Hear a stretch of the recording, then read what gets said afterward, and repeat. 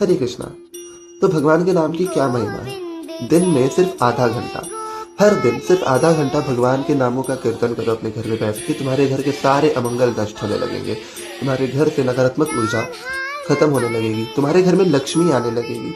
जिस घर में भगवान के नामों का कीर्तन होता है ना, उस घर में कभी अमंगल नहीं हो सकता। उस घर में कभी कोई नकारात्मक ऊर्जा नहीं आ सकती। ऐसे घर में सारे तीर्थ आके बच जाते हैं जिस घर में भगवान के नामों का कीर्तन होता है। और भगवान स्वयं आके बैठते हैं, अपने भक्त को देखते हैं, निहारते हैं कि मेरा भक्त मेरे नामों का कीर्तन कर रहा है।